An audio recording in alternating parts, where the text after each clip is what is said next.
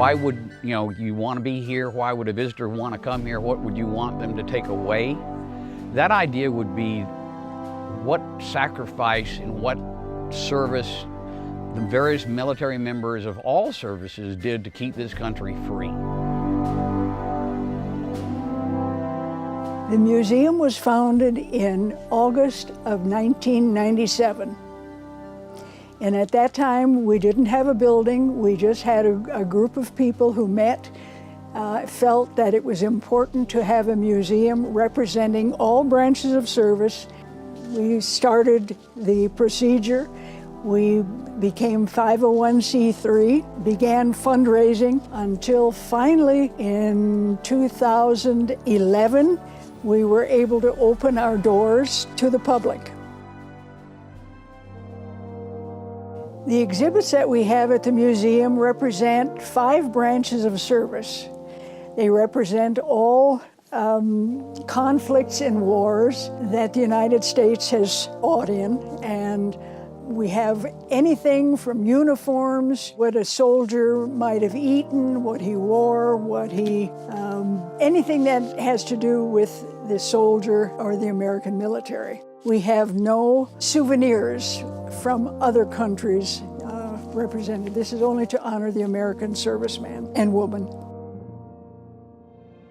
The wall space is covered with collages of photographs of individuals who served in the war. We have many framed insignia representing all branches of service. In addition, there are stories that are of interest, like the story about Colonel Maggie, who was beloved by both the Army and the Marine Corps, and that story is represented here. My favorite part right now is the uniform displays, because I can see the uniforms like I wore in the past. I can see the ones my grandfather wore and the ones that my dad wore, and that gives me a connection to family. Anything that would have been worn by the U.S. military. That would be the Marine Corps, the Army, the Navy, the Coast Guard, and the Air Force, representing as much as we could from those branches and periods of time. We have put that together. We have a reference library here at the museum with literature that covers the Civil War through World War I, World War II, Korea, Vietnam, Afghanistan, and it is a reference library that is open to the public for research purposes. The books cannot be checked out, but they are open for anyone to come in and research any topic of military they are researching. The museum is located at 144 US 82 in Alamogordo, New Mexico. There is no admission fee, but donations are appreciated. The operating hours of the museum are Tuesdays through Saturdays.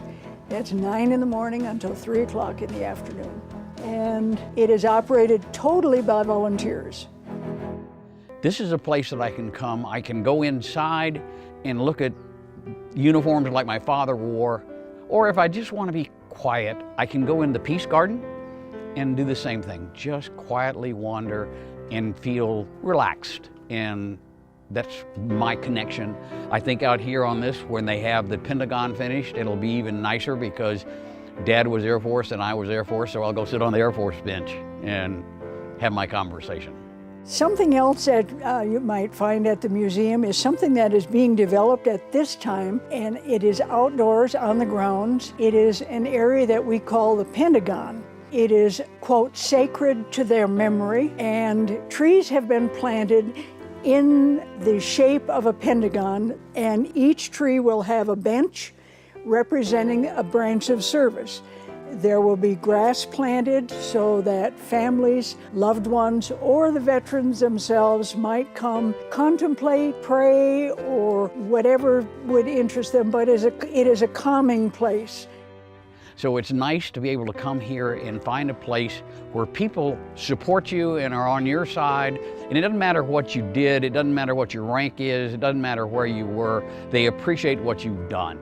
And their whole concept here is to celebrate the entire military establishment, and they recognized that if it weren't for us, the freedoms that we now enjoy probably would have been in serious jeopardy.